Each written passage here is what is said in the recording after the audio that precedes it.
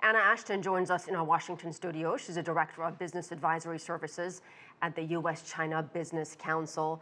Anna, what are you looking for in these discussions? First face-to-face talks in 2 months. Right. These are very serious preparations underway, as we understand it, for the talks between the lead negotiators that are set to resume in October. And, you know, I think we've seen from both sides some efforts to give a little bit to each other and set the stage to get back to the table. We're pleased with that because the reality is that negotiating, actually being at the table and talking, is the only way forward here for resolving our outstanding differences.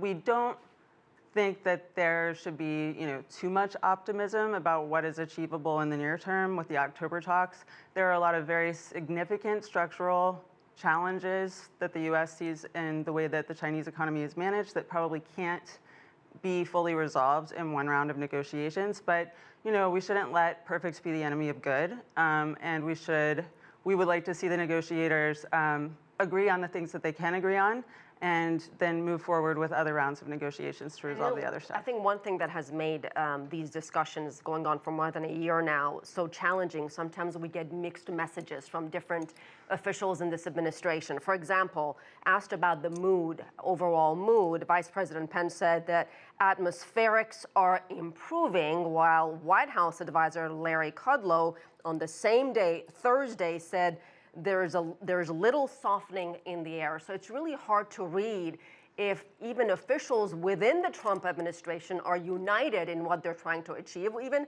on simple thing as the overall mood. So Anna, in your opinion, has there been any progress on some of the thorny issues at all?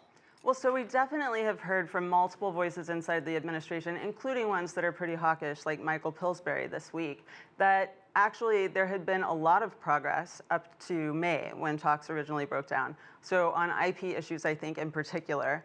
And that suggests to us that there is progress that can be salvaged here, especially because China has been making some IP reforms that are positive from a U.S. perspective and that are really in China's best interest. I think that's why China's been making the reforms. But you don't hear the Americans talking about that at all. Why is that?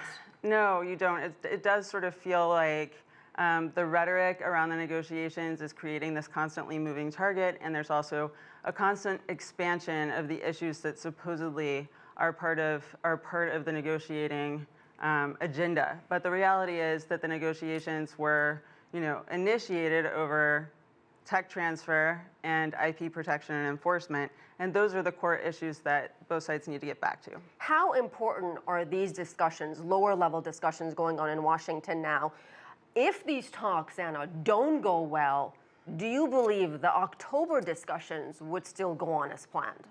It's hard to say. I am hopeful that these talks are going well. I think that both sides have signaled to each other that they can make the concessions necessary to get back to the table in October.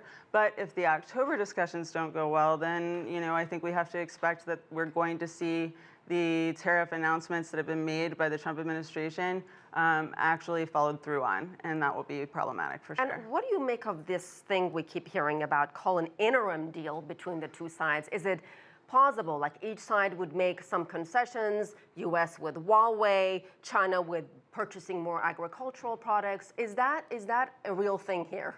So we've heard different messages from the administration on whether or not this sort of interim deal or mini deal is actually on the table.